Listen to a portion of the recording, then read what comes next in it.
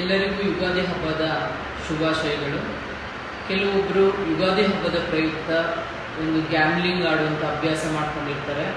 ಹಳ್ಳಿಗಳಲ್ಲಿ ಎಲ್ಲ ಕಡೆಯಲ್ಲೂ ಲಾಡ್ಜ್ಗಳಲ್ಲಿ ಮತ್ತು ಕ್ಲಬ್ಗಳಲ್ಲಿ ಬೇರೆ ಬೇರೆ ಕಡೆಯಿಂದ ಕಳಿಸೋದು, ಮತ್ತು ಇಸ್ಪೀಟ್ ಆಡಿಸೋದು, ಮತ್ತು ಬಡವರು ಇರ್ತಾರೆ, ಅವ್ರದ್ದು ಹಣ ಎಲ್ಲ ಈ ಒಂದು ಜೂಜಾಟದಲ್ಲಿ ಕಳೆದುಕೊಳ್ತಾರೆ. ಇಂಥವರ ವಿರುದ್ಧ ನಾವು ಯುಗಾದಿ ಹಬ್ಬದಲ್ಲಿ ಕಠಿಣ ಕ್ರಮವನ್ನು ತೆಗೆದುಕೊಳ್ತೀವಿ. ಯಾವುದೇ ಹೋಟೆಲ್ಲು ಕ್ಲಬ್ಗಳಲ್ಲಾಗಲಿ ಇಂಥವರಿಗೆ ಅವಕಾಶ ಮಾಡಿಕೊಟ್ಟಿದ್ದಲ್ಲಿ ಅದು ಸಹ ಕಾನೂನು ರೀತಿಯಲ್ಲಿ ಅಪರಾಧವಾಗಿರ್ತದೆ. ಅದರ ವಿರುದ್ಧ ಸಹ ನಾವು ಕ್ರಮ ತೆಗೆದುಕೊಳ್ತೀವಿ. ಯಾವುದಾದ್ರು ಹೋಟೆಲಲ್ಲಿ ಕ್ಲಬ್ಬಲ್ಲಿ ಈ ಥರ ಯಾರಾದರೂ ಬುಕ್ ಮಾಡಿದ್ರೆ ಇವರು ಕೂಡಲೇ ನಮಗೆ ಪೊಲೀಸರಿಗೆ ಮಾಹಿತಿ ತಿಳಿಸಬೇಕು ಮತ್ತು ಇಂಥದಕ್ಕೆ ಯಾವುದಕ್ಕೂ ಅವಕಾಶ ಇಲ್ಲ.